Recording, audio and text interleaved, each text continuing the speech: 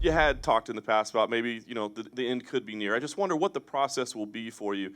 How will you make that decision? How will you take that time? When will you decide what comes next for you if you will fight again? I'll probably talk to the people around me, talk to my wife, and kind of make the decision after we've had some discussion and done a little bit of assessing of where I'm going, what's on the horizon. Can you explain what it's like to be on the ground with a grappler like him? Is it something that you felt prepared for, and in the fight, maybe it just didn't, it felt a little different? Can you just explain what it's like? Well, yeah. I mean, he's obviously a super high level jiu-jitsu practitioner. Actually, he hit me with a shot from half guard. I think that rattled me, and I guess I didn't really expect that. And after that, he started moving to mount. I gave up my back because I didn't want to get hit. I was actually, I was kind of rocked from that shot. And yeah, I mean, he puts together his passing with his striking very well, and that's why he is as good as he is. Yeah, and of course, you came back for a main event, big fight. It seems like if you'd won, you'd be right back in the mix for a title shot. If you do continue fighting, is it going to need to be big fights like this in order to keep you motivated, keep you going? Or are you just, people mentioned maybe that fight with Matt Brown, people were talking about for a long time. Is that does that stuff interest you, or does it need to be something like this? I don't know, man. I don't know if I have any business fighting at this level anymore. I've been at this for a really long time, and the pressure of kind of being one of the top guys for almost a decade. It's been it's been awesome. I've loved to be involved in the sport at the time that I have, and got to do what I love for a living for a long period of time. But yeah, I don't know, man. I don't know if I belong here anymore. We'll see. That was some heavy stuff. I mean, you're saying back there.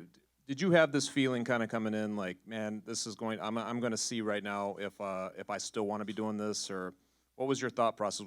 Was that in your back of your mind that the game might have passed you by at that point? Honestly, it's definitely been in the back of my mind for a while now. Yeah, it's been a long career, and yeah, I think there comes a point in every fighter's career that they have to kind of question how long they're going to continue to do that, and I've been doing that for a little while. So yeah, I mean, it wasn't my night tonight. I don't know if that's going to be the swan song for me. Hopefully not. I would hate to go out on a loss like this. I would have at least liked to have got in there and put on an exciting show like I usually do. But yeah, I don't know what's in the card. I'm leaning towards probably possibly being done. I know that the last time you were submitted, I think it was like 10 years ago against Pat Healy. It's been a long time, so it's very difficult to do. But what are your you have great coaching staff. What do they say to you, after a loss like this, and like what's the communication like at that point? I apologize to them because I feel really bad because they put their time and effort, and they're here away from their families as well. So it's not just me who's disappointed; it's them also. And I hate to waste their time. Everybody's time is valuable, and they're like family to me. And that's what the sport is. I mean, it's you win and you lose, and ultimately it's about going in there and testing your skills, and it doesn't always turn out in your favor. Tonight it didn't for me, and I think they're aware of that. It's just kind of that's how it goes.